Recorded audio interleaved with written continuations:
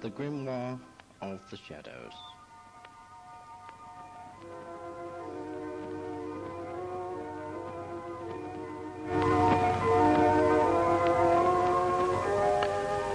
The road begins. You have shown interest in the study and the practice of witchcraft. It is therefore essential that in order to develop to the full your power, both when working in the circle and alone, that you commence the study of magic and begin reading some of the literature and history which pertains to the craft. Proceed at the reading and training at a pace which is comfortable to you, and think it over carefully as you go along, for when you eventually finish, you will be a very different person. The occult training which follows in this recording does not include any of the secret lore and ritual of witchcraft, for these are secret and are protected by the strongest and potentially most lethal of oaths. What follows is instead a related form of ritual magic, which conditions and trains the mind and the body, and which after a time can grant you some rather substantial powers. A fair warning, however. The psychic training exercises, if done in series and properly, will take a considerable amount of time, since you will be involved in opening psychic centers and conditioning your subconscious. You can expect subjective results after only a few days of close training. Accomplish small or subtle phenomena with 2 to 4 weeks of training, and in 6 months to a year be doing some major and rather striking things. These exercises have been carefully examined and tested by a number of witches. The magic you will be practicing is strong and is fully in consonance with the magic of the craft. Continue onward, and may the blessings of the old ones go with you.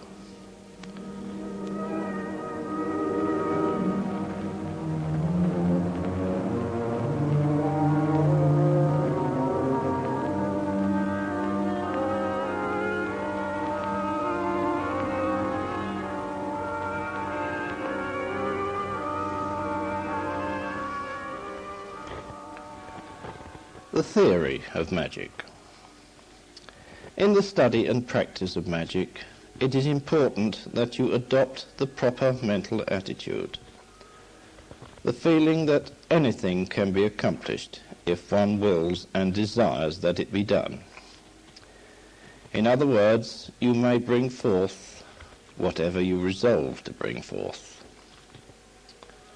In studying magic, you should set aside for a while the critical "that can't happen" being trained into all of us by our present technological society.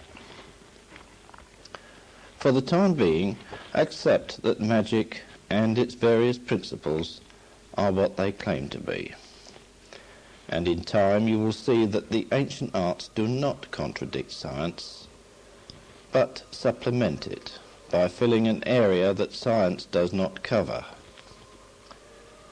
Magic is as logically structured as modern physics and can give reproducible results but it also requires a similar amount of study and training in order to get those results.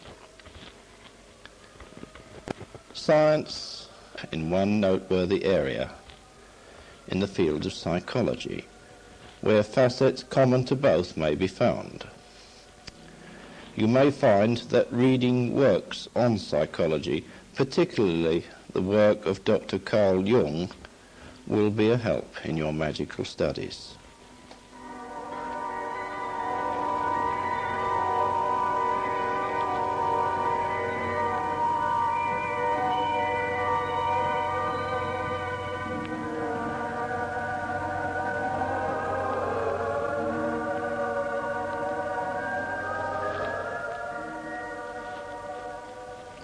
The elements. In magic, one uses the four elements of earth, air, fire and water, element called akasha, or life force. Except in rare cases, these do not appear in pure form on the physical plane, but they are very much in evidence on the astral and mental planes.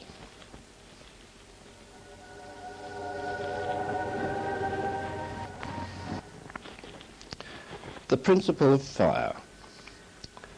The basic qualities we associate with the fire element are heat and expansion.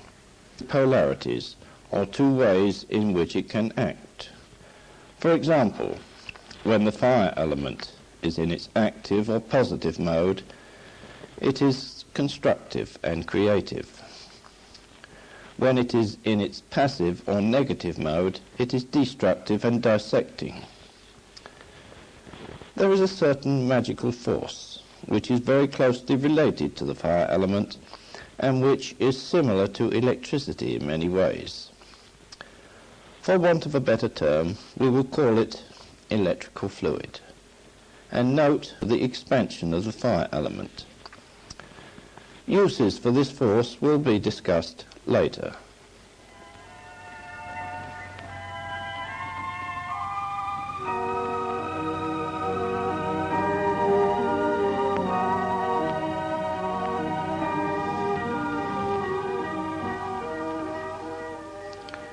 The principle of water. The basic water element are coldness and shrinkage. When the water element is in its active or positive mode, it is life-giving, nourishing and protective. In its passive or negative mode, it is dissecting, fermenting and dividing. There is another magical force which is very closely related to the water element and which is similar to magnetism in many ways. For want of a better term, we will call it magnetic fluid. It's to the water element. Uses for this force will be discussed later.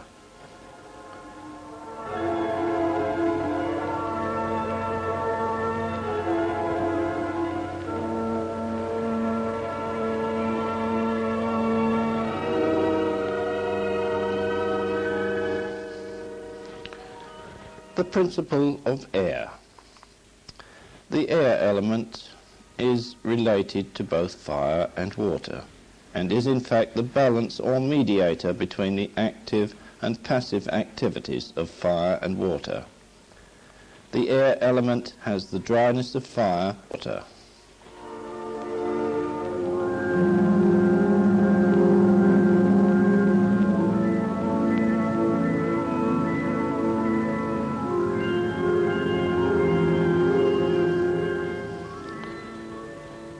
The principle of earth.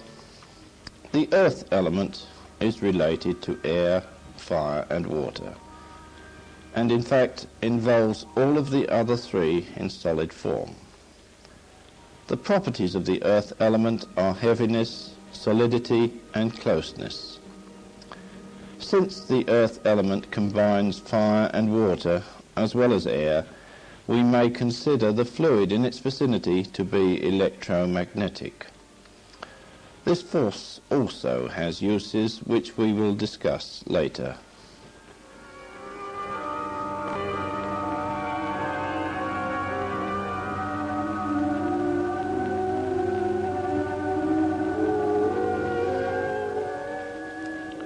The principle of akasha.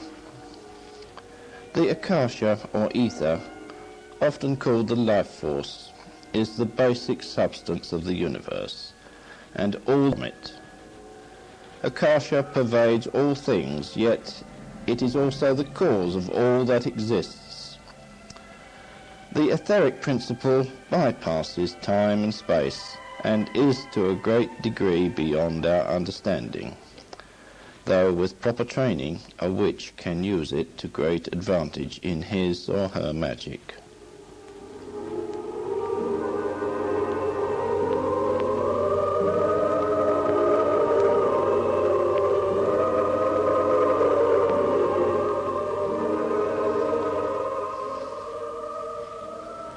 Kharma, the law of cause and effect.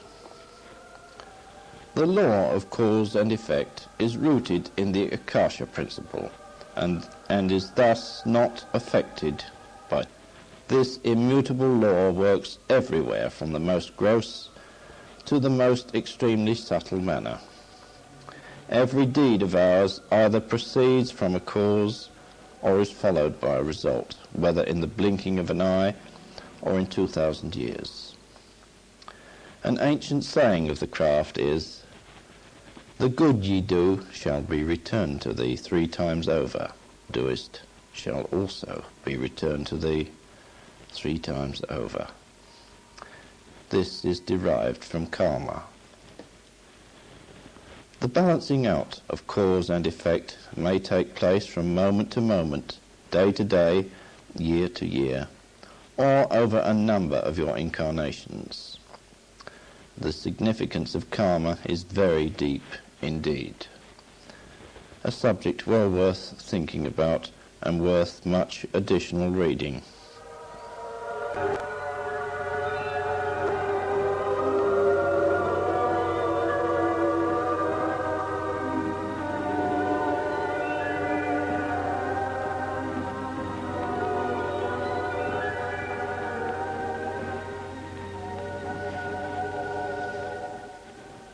Man. The human being is the universe in miniature, psychically speaking. He is influenced by the cosmos, and influences the cosmos. Disharmony in the body manifests itself in sickness, while harmony manifests itself in strength, health, and beauty. The functioning of the 4 elements in their proper aspects is most important in keeping the body in its best condition. According to the most ancient tradition, the body has 4 basic divisions: the feet, legs, and bowels relating to the earth element, the abdomen relating to the water element, the chest and the shoulders, neck, and head relating to the fire element. These divisions are of great importance in magic. The body itself is the prime tool used in magic, as various combinations of elements and magnetic and electrical fluids can be concentrated intensely within your physical and astral frame, while you set up a magical operation or spell. As you project this accumulated force outwards and away with a sword, wand, or pentacle, these serve as channels and means of direction for the magic within yourself. The body has its natural polarities, and magic should work through these. For a right-handed person, the right side of the body is active and electric, while the left side is passive and magnetic. All the elemental principles should be in balance within the body, each operating in both its positive and negative modes. Possesses excessive fire element, you will be thirsty. Excessive air element will result in hunger. Excessive water element will make one cold, and excessive earth element will make one tired. Manipulation of the elements and the electromagnetic fluids within the body can lead to some very striking results in your magical operations. This too will be covered in later sections, as much training of the mind and the body is required.